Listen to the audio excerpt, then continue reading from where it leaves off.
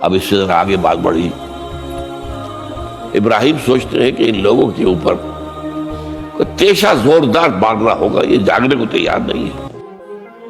میں ان سے کہتا ہوں تو ہاں کہتے ہیں، ہاں ٹھیک تو کہہ رہے ہو تم، لیکن نہیں بھائی ہمارے آباء و اجداد کا دین ہے، اس پہ چلے آ رہے ہیں، کیسے چھوڑ دیں ہم؟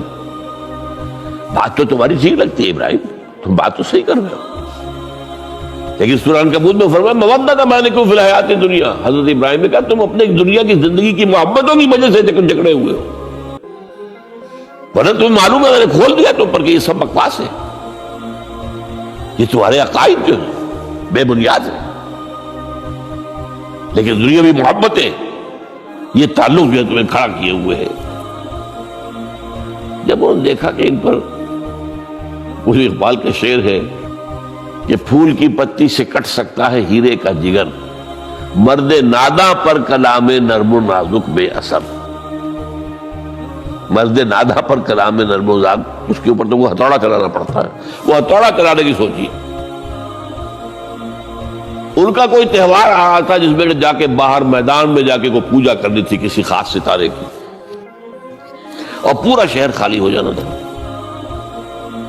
حضرت ابراہیم نے کہا میری طبیعت تو ٹھیک نہیں، میں تو آپ لوگوں کے ساتھ نہیں جاؤں گا، آپ جائیے. سب چلے گئے، پورا شہر خالی ہو گیا. اب انہوں نے ہاتھ میں ہتھوڑا لیا، وہ بت خانے میں گھس گئے اور سب بتوں کو توڑ کے چورا چورا کر دیا.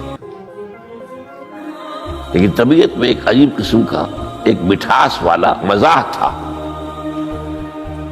تو اس ایک سب سے بڑے بت کو چھوڑ دیا اور اس کے کندھے پر وہ تیشہ رکھ دیا.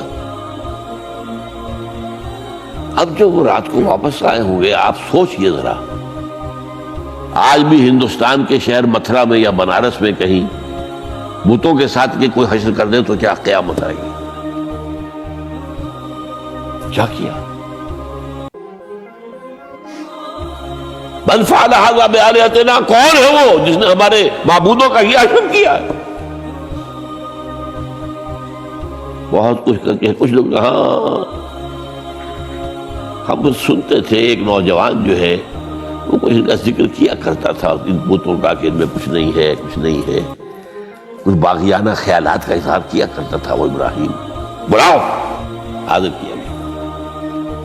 یا ابراہیم انت فعلت ھذا، کیا آپ تم نے یہ؟ مجھ سے کیا پوچھتے، اس بڑے بت سے پوچھو، اس سے پوچھو بھائی، سارے ٹوٹے ہوئے، یہ سالم کھڑا ہے. اور نمبر 2 جسے کہتے ہیں پولیس کی اصطلاح میں آلہ واردات، قتل کیا تھا تو کس چیز سے کیا تھا وہ بھی برآمد ہو گیا، وہ چھری بھی مل گئی ہے، اس پر خون کے دھبے بھی ہیں. اور آج تو آپ کو معلوم ہے کہ خون کے قطرے سے بھی پتہ چل جاتا ہے کہ کس کا خون تھا، جینیٹکس کے ذریعے سے. تو اس نے کیا ہوگا کہ ابراہیم وقل کے ناخن لوگ ان سے پوچھے، یہ بات کرتے کوئی اف لکم، تف ہے تم پر، تم پوچھتے ہو ان کو جو بات تک نہیں کر سکتے، جو اپنا دفاع نہیں کر سکتے، جو اپنے آپ کو بچا نہیں سکتے. ایک عام انسان بھی دفاع کرتا ہے اپنا. فرجعوا الی انفسہم، اب انہوں نے اپنے اندر دلوں کی طرف دھیان کر کے سوچا کہ واقعی ابراہیم صحیح کہتا ہے. لیکن پھر لوٹے، پھر وہ عصبیت، پھر وہ آباء و اجداد کے ساتھ تعلق، پھر وہ معاشرتی نظام.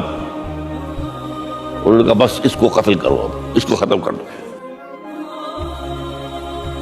یہ اس کو فیس کرنا، آپ سوچ لیجیے یہ کتنے بڑے امتحان کی بات تھی، کتنے بڑے جگر کی بات تھی. اچھا چونکہ وہاں نظام بھی تھا، بادشاہ کے دربار میں حاضری ہو گئی. ابراہیم ہم نے سنا تم ہمارے سوا کسی کو خدا مانتے ہو؟ جی ہاں. کون ہے وہ خدا؟ فرمایا میرا رب وہ ہے جو زندہ رکھتا ہے اور مارتا ہے. ربی الذی یحیی و یمیت، قال انا احیی و امیت، میں بھی زندہ رکھتا ہوں اور مارتا ہوں. فوراً جو ہے حکم دیا، جیل خانے سے 2 قیدیوں کو بلایا، ایک کی گردن اسی وقت مار دی، دیکھو میں نے مروا دیا کہ نہیں، ہے نہیں میرے پاس اختیار. اور ایک کا جان اسے چھوڑ دی. تو میں خدا ہوا کہ نہیں؟ ہے.